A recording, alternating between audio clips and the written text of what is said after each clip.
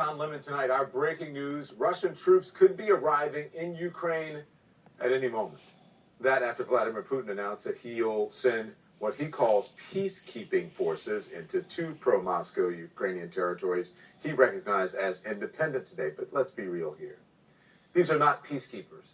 These are Russian troops, nearly 200,000 of them. They're not keeping the peace. You don't need thousands of troops to recognize two breakaway regions, which, I should note, no other government has recognized. At an urgent UN Security Council meeting today, that just ended, by the way, U.S. Ambassador Linda Thomas-Greenfield called Putin's recognition of the two territories, and I quote here, an attempt to create a pretext for a further invasion of Ukraine, and said his claim that Russian forces entering those regions are peacekeepers is nonsense. And look at this. A Russian media outlet posting video of a military convoy towing howitzers through the streets of Donetsk. Now, we can't positively identify them as Russian, though. Ukraine's President Zelensky addressing the nation at about 2 in the morning local time, saying that we are not afraid of anything and anyone, and we don't know anything to anyone, and we will not give away anything to anyone, end quote. That, as sources tell CNN, U.S. officials have had private conversations with President Zelensky about going to Lviv, a city more than 300 miles from the capital, if necessary. The White House has publicly said that Zelensky's whereabouts are a decision for him to make. But all of this is about more than two breakaway regions, really. Putin is saying so himself. It is important to understand that Ukraine has never had a consistent tradition of being a true nation. For Vladimir Putin, this is personal. And multiple U.S. and Western officials tell CNN what Putin's doing could be the beginning of a larger potential military operation targeting Ukraine. And as thousands and thousands of Russian troops are breathing down the neck of Ukraine tonight, a senior administration official says diplomacy will be pursued, quote, until the tanks roll. Secretary of State Anthony Blinken tweeting, Putin's actions recognizing those so-called republics as independent, quote, requires a swift and firm response and will take appropriate steps in coordination with partners. So what will it take to stop Putin? Where does this go from here? President Biden signed an executive order imposing new sanctions on trade and financing in two territories. The White House says that this is separate from what they call swift and severe economic measures they'll impose with allies in response to a further Russian invasion, the kind of measures the Secretary of State promised a month ago. If a single additional Russian force goes into Ukraine in an aggressive way, as I said, that would trigger a swift, a severe, and a united response from us and from Europe. And again, there are other things that Russia could do that fall short of actually sending additional forces into Ukraine. And again, across the board, we're prepared with Europe for a swift and calibrated and very united response. The world is watching, and democracy is in peril, and CNN is covering it all for you right now. Let's get right to CNN's Oren Lieberman at the Pentagon. MJ Lee is at the White House. Michael Holmes live for us in Lviv, Ukraine. And CNN military analyst, retired Air Force Colonel Cedric Layton. So good to have all of you on. Hello to each and every one of you. Oren, I'm going to start with you. The U.S. expects Russian troops to move into these two separatist regions in Ukraine at any moment. What does this mean for the threat of a larger Russian invasion into Ukraine? Well, that threat is very real. This statement, and U.S. officials believe this, was never about Vladimir Putin recognizing these two republics, these breakaway republics, the Luhansk People's Republic and the Donetsk People's Republic, as independent, self-governed, essentially regions, backed pretty much by the Kremlin and supported by the Kremlin. We can look again at that military convoy, the video you showed just a short time ago. That's weaponry moving into Donetsk. Again, it's unclear whether this is Russian or Russian-backed separatists, but frankly, there isn't much of a difference there. This is forces either backed by the Russians or Russians themselves moving into these two breakaway regions. And based on what Putin said earlier in the evening, it appears he is setting up, U.S. officials say, a cause for war, a justification for a further invasion. You don't need 190,000 troops, including the separatist forces, to declare the independence and your recognition of these two regions. You're only looking at those types of numbers if your ambitions go well beyond that. If it's for a full-scale invasion, Defense Secretary Lloyd Austin saying just over the weekend he thinks it's highly likely tanks are rolling through Kyiv, the Ukrainian capital, quite soon. MJ, the Biden administration not making it clear whether this movement of Russian troops into these regions is considered a further invasion. How's the White House weighing how to respond to this newest escalation, though? Well, Don, for now, the U.S. is not saying that the addition of Russian troops into this region in eastern Ukraine would amount to essentially a new invasion. A senior administration official earlier tonight held a phone call with reporters and was pressed on this several times for clarification. And they said, look, essentially, Russian forces being present in that region is nothing new, that Russian forces have been in the Donbass region since 2014.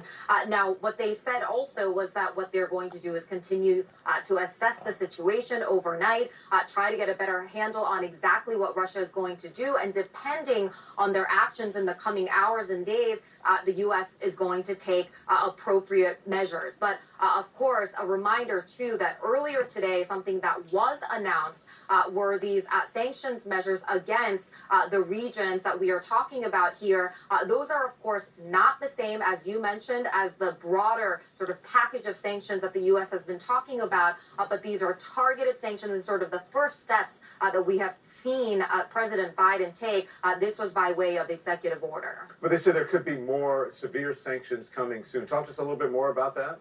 Yeah, you know, the U.S. has said all along that if Russia invades Ukraine, what they are going to see are swift consequences. We saw Antony Blinken in that clip saying that that has been the message from the administration.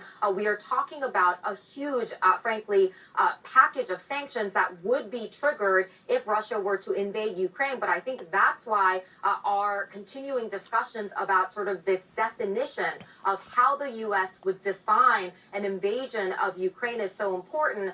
Because I think at this moment in time, it is not clear whether Russia sending these so-called peacekeeping troops into that region in a new way would actually amount to that kind of response from the U.S.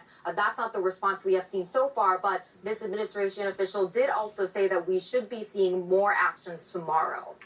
Michael, let's bring you in. You're in the region. Very important there. U.S. officials say that they had conversations with Ukrainian President Zelensky about leaving Kyiv and moving to where you are now in Lviv. And Zelensky is coming out strong after Putin's actions. What is he saying? Yeah, indeed. Strong is the word. He had that televised statement you mentioned. He urged Ukraine's allies to act immediately, while at the same time as he has really all along calling on the Ukrainian people to remain calm. You mentioned what he said, and it's important. He said, we're not afraid of anything and anyone. We won't give away anything. Now, he's always said that he won't leave Ukraine, and there is certainly no indication that he will.